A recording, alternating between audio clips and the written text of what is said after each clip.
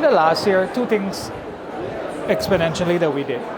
We brought in our 505 helicopter, and we specifically brought that in for medevac purposes. So we're looking for medevac in the outer regions to come to our hospital, one, and two, for public hospitals as well, or anybody in general that needs to be medevac anywhere in Guyana to any particular medical center, hospitals, or anywhere that they need to go. We started the sheriff construction.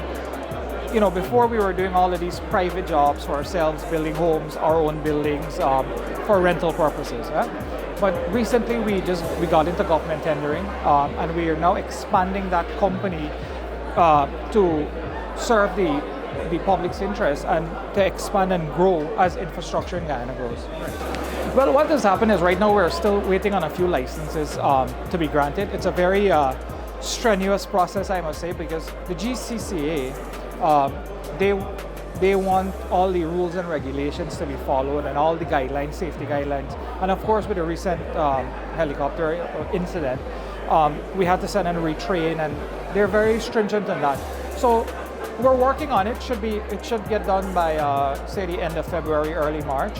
And that's where we're going to start doing the medevac services. But everything is in place for that right now. And so, you know, of course, owning a construction company, you need to bring your costs down.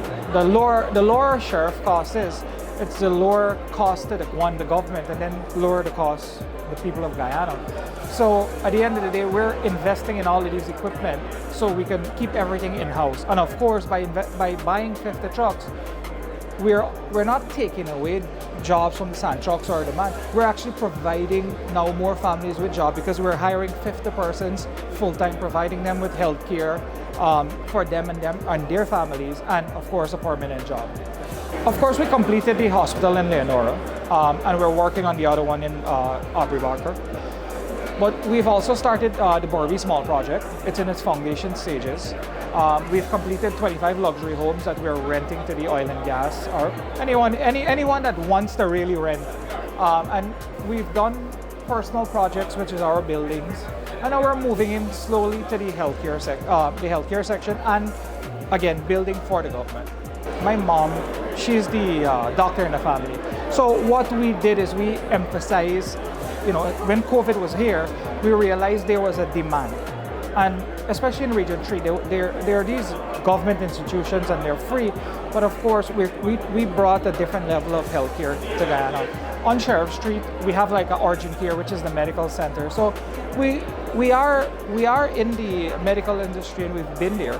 But again, it's something that we can manage, and we understand supply and demand. And you know, people get sick, we want to make sure that we can provide them with cost-effective healthcare as well. You know, and that's the most important thing in all of these projects that we're doing, especially hospitals and the medical centers, bringing healthcare to the masses at a cost-efficient price. 100% anybody who owns a business is chasing the profit long term, right? But you know, in the last 3 years, Guyana has been growing exponentially, right? And we live in a time that I or my peers would never experience. You know, you go to these first world countries and everything is already done. You know, Guyana's now hitting its peak, and we want to play a vital role in growing Guyana. You know, I have 2 daughters, and I always say that I want them to be, you know, to be okay when they grow older.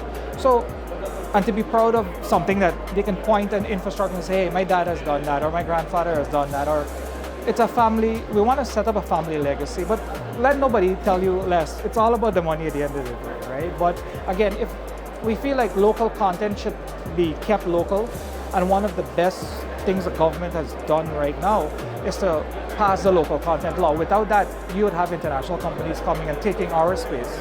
We've seen that there needs to be a local presence in healthcare, one, and two, same thing in construction. There's a lot of local construction companies, but there's also a lot of foreign companies. If we can take our expertise, which we have, bring in a partner or joint venture with other construction partners, it helps us to, one, provide jobs, and two, share the margin. We're advertising every day. We're all over Guyana. You know, our signs are everywhere. We will be here every single year. We're gonna go to all the oil and gas forums, and we're gonna we're going to participate in all the meet and greets, gain something out of this expo, all the businesses, and come back stronger and better next year.